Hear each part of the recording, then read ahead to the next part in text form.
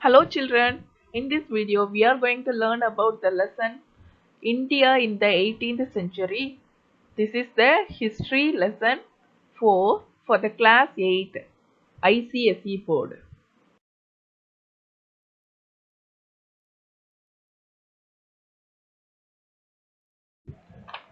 The Mughal Empire had begun to show signs of decay during the reign of Aurangzeb. After his death in 1707, the empire declined rapidly. The kings who ruled after Aurangzeb were called the later Mughals. So, who are the later Mughals? The kings who ruled after Aurangzeb were called later Mughals. Bahadur Shah I, Jahandar Shah, Farooq Siyar and Muhammad Shah were later Mughals. It was during Muhammad Shah's reign that Nadir Shah invaded India. Later, Ahmad Shah Abdali also invaded India. The Mughal Empire could never recover from the devastating effects of these invasions. While the empire tried to retain a token of its erstwhile glory, many regional kingdoms arose to challenge the Mughals' authority in the 18th century. The French and the English trading companies too joined the regional kingdoms in their struggle for power.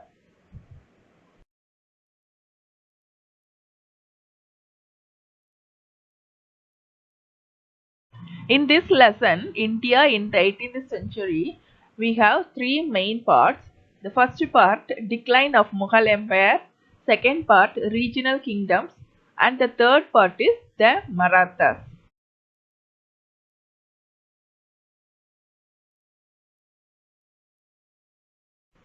In the decline of Mughal Empire, some factors for the downfall of the empire are rivalry among the nobles.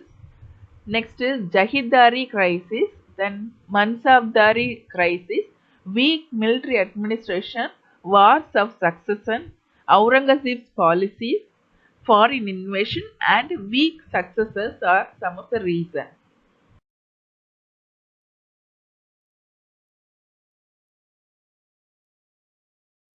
Let's see the rivalry among the nobles. There was a constant struggle for power among the nobility, which comprised the Toranis, Iranis, and Hindustanis. They acted the kingmakers and became direct contenders for power, deposing and raising princes to the throne to further their own interest. Petty rivalries and jealousies hampered the smooth functioning of the empire.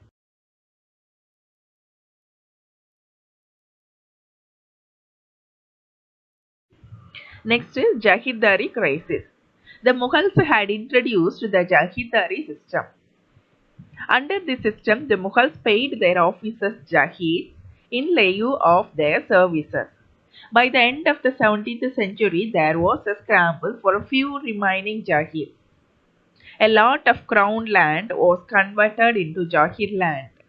This decreased the ruler's share of revenue, and consequently his power declined further.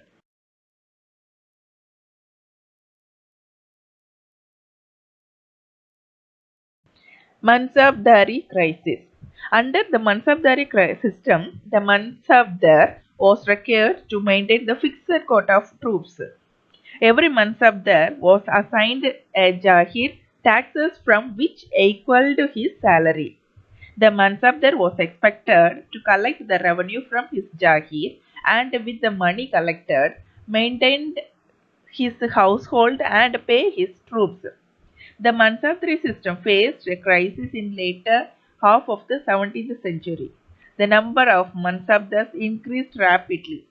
Due to shortage of profitable Jahirs and the gradual weakening of the centralized control, the Mansabdars grew lax in maintaining the number of troops that was required of them.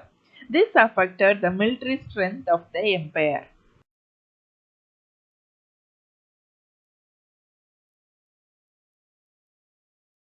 Weak military administration. The failure on the part of the Mansabdars to maintain the record number of troops and the inability of the Mughals to adopt new warfare technology undermined the military might of the empire. Not only was the equipment outdated, the artillery wing of the army was also neglected. Further, little effort was made to develop a navy. In the wake of foreign invasion, the empire failed to defend itself.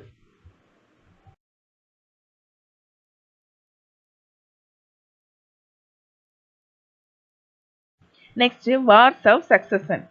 The Mughals followed no clear rules of succession. Every prince considered himself to be a next ruler. The death of an emperor, therefore, was almost always followed by the war of succession.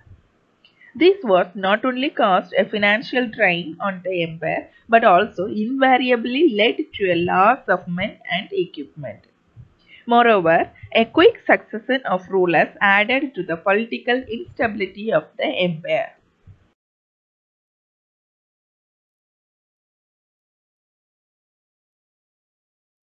Next, Aurangzeb's policies. Aurangzeb's prolonged Deccan campaign and his numerous wars with the Sikhs and the Marathas left him with little time to attend to administrative needs of the empire. In such a scenario, the empire tottered towards decline.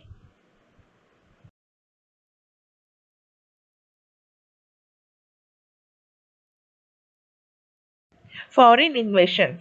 The invasion of Nadir Shah, the ruler of Persia, in 1739 shook the Mughal Empire. He took away the famous Kohinoor diamond and the peacock throne of Shah Jahan. Between 1748 and 1767, Ahmad Shah Abdali invaded northern India several times. He defeated the Marathas in the Third Battle of Panipat. It was happened in the year 1761 and destroyed the Maratha ambition of becoming the supreme power of the India. As a result of these invasions, the already tottering Mughal Empire reached the verge of collapse. It was increasingly confined to the area in and around Delhi.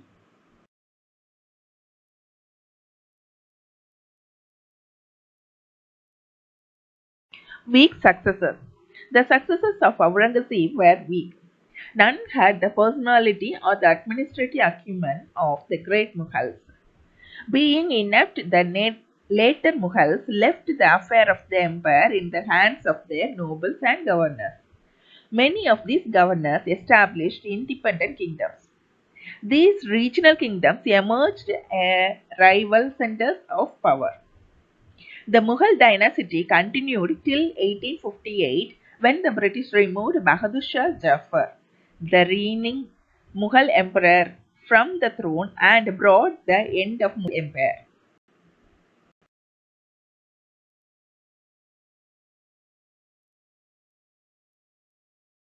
Next part, regional kingdoms.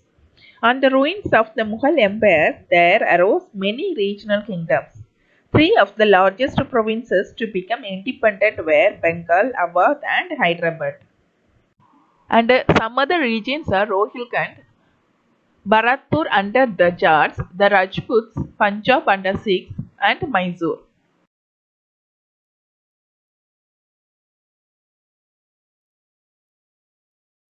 Let's see about Bengal. Murshid Kuili Khan was made the governor of Bengal in 1770. Taking advantage of a weak center, he began to rule independently. He made Murshidabad his capital. In 1727, he was succeeded by Sujauddin, who ruled till 1739. After him, Ali Wardi Khan and then Siraj ud Daula ruled Bengal. The rulers of Bengal improved the administration. They encouraged agriculture, industry, and trade. Poor farmers were given loans. Strict control was maintained over the collection of custom duties. In the 18th century, Bengal became one of the most prosperous regions of India. It was this prosperity that attracted the British to it. The historic Battle of Plassey that was happened in the year 1757 and the Battle of Buxar that was happened in the year 1764 firmly established British power in the region.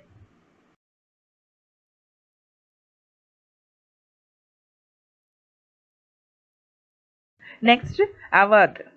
In 1722, Muhammad Shah appointed Sadat Khan as the governor of Awadh. The Jamindars of Awadh rose a rebellion and refused to pay taxes on time. Sadat Khan suppressed the rebellious Jamindars and reformed the revenue system. He held the combined office of Zubadar, that is political head, Faujdar, that is the military head, and the Diwan, head of the revenue. He virtually ruled Awadh as an independent ruler. He was succeeded in 1739 by Jafar Jung.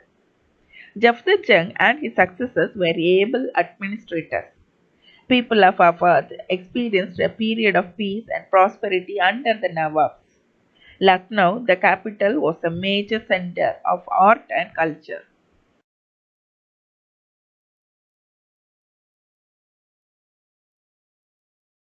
Hyderabad. Chinquilich Khan was a powerful noble in the court of Farrukhsiyar and Muhammad Shah. He was awarded the title of Nizamul Mulk Azaf Jah and given the responsibility of governing the Deccan provinces. He carved out the states of Hyderabad in 1724, which he ruled as an independent ruler. He appointed Mansabdars and granted them Jahirs without seeking permission from the Muhammad Shah, who was powerless to stop him. He had to accept the decisions made by Chinquilich Khan. The successors of Nizam ul Mulk were known as Nizams.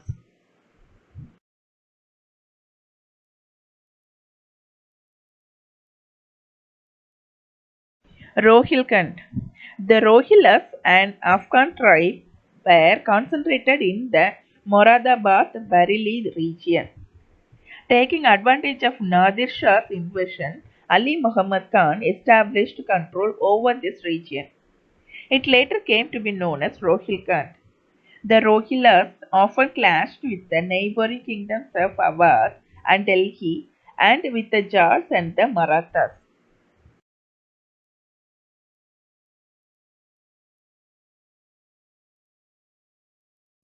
Bharatpur under the Jats. The Jats were farmers who lived around Delhi, Mathura, and Agra. They founded the independent kingdom of Bharatpur. Churaman, Badan Singh, and Suraj Mal were powerful Jat chiefs. After the death of Suraj Mal in 1763, the power of the Jats declined.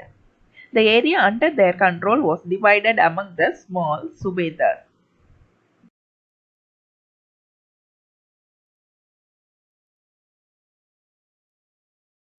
The Rajputs.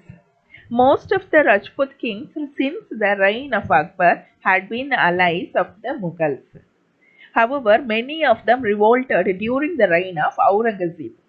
By the early 18th century, most of the Rajput states had become independent. The most renowned Rajput ruler of this period was Raja Jai Singh of Amber. He encouraged the teaching and learning of science. He founded the city of Jaipur and made it his capital. He was also interested in astronomy and built many observatories in Delhi, Jaipur, Mathura, Ujjain, and Benares. Now, that is the Benares is called as Varanasi.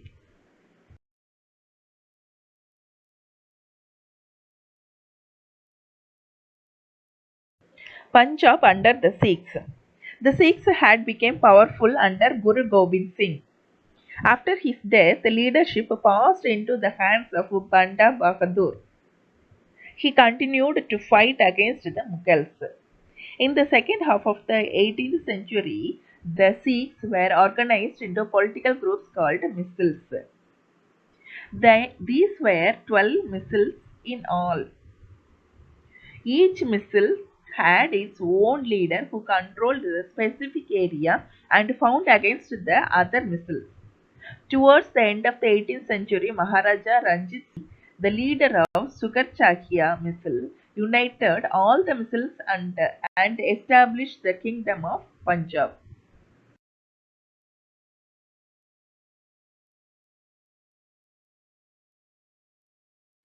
Mysore.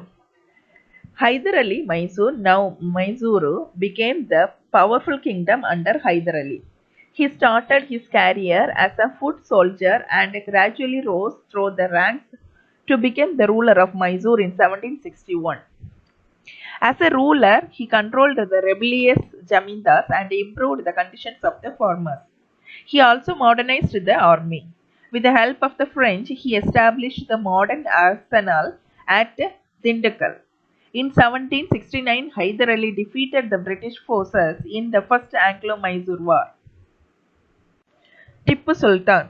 After Hyder Ali's death in 1782, his son Tippu Sultan, popularly called the Tiger of the Mysore, continued his fight with the British.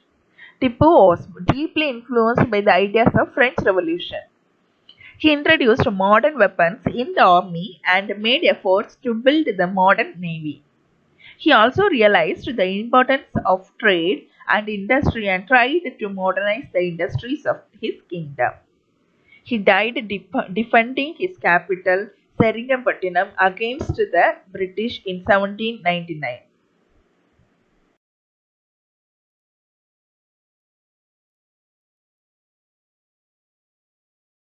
The Marathas. The Marathas had a humble origin.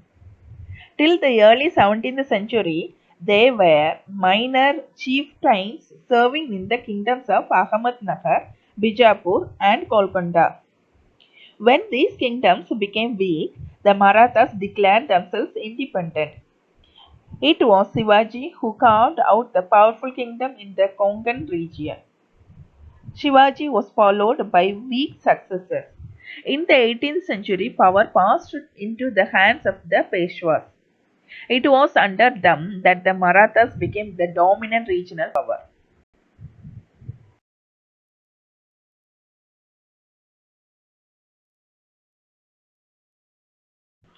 Rise of the Peshwas. From 1713 to 1761, the Peshwas controlled the Maratha Empire. In 1713, Shivaji's grandson Shahu appointed Balaji Vishwanath as his Peshwa or chief minister. He was an able administrator and helped Shahu control the Maratha chiefs. In course of time, the Peshwa became the real decision maker.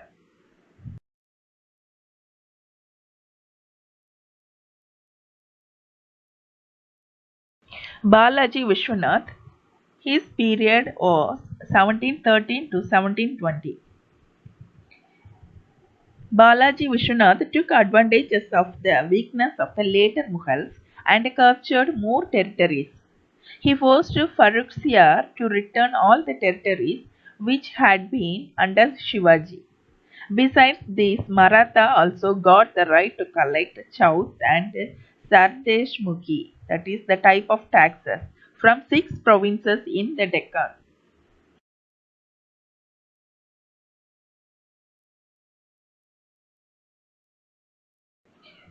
Bajirao I, his period 1720 to 1740. Bajirao I succeeded Balaji Vishwanath. He conquered Malwa, southern Gujarat, and parts of Bundelkhand. Towards the south, he defeated the Nizam of Hyderabad and got the right to collect taxes from some provinces of the Deccan. He also captured Salsette and a basin from the Portuguese. He is known as the Fighting Peshwa as he spent more of his life fighting wars.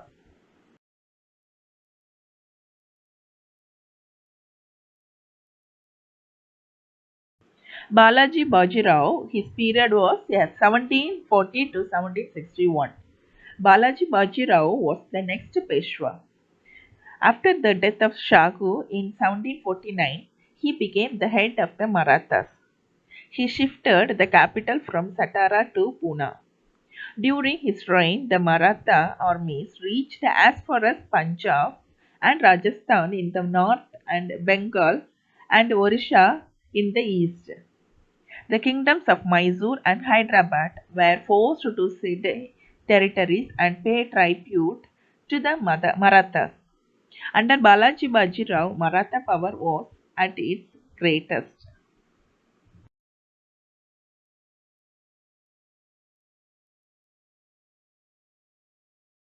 The Third Battle of Panipat, the year 1761.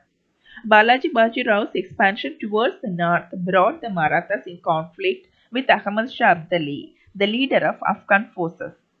The two armies met in Panipat in year 1761. While Nazib Uddaulah and Rohilkhand and Suja Uddaulah of Awadh helped the Afghans, the Marathas had no ally. As a result, the Marathas were easily defeated. Several factors were responsible for the failure of Marathas to establish an all India empire. Let's see all the factors one by one. The Maratha chiefs lacked unity.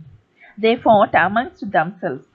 The five groups, that is, the Peshwas of Pune, Gaekwads of Baroda, Bhonsles of Nagpur, Holkars of Indore, and Scindias of Gwalior, were enmeshed in petty jealousies and failed to unite for a common cause.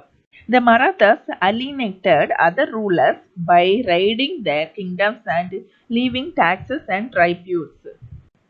The Marathas made no attempts to improve the administration of the territories under them. As a result, they could not gain the loyalty of the people. Next, the Marathas neglected trade and industry, nor did they encourage science and technology. They also failed to develop a modern army and did not adopt modern European techniques of the warfare. The defeat in Panipat ended the possibility of the Marathas establishing an all India empire. Various Maratha chiefs broke away from the empire and started ruling over small kingdoms. The Third Battle of Panipat gave the English East India Company an opportunity to consolidate its power in India.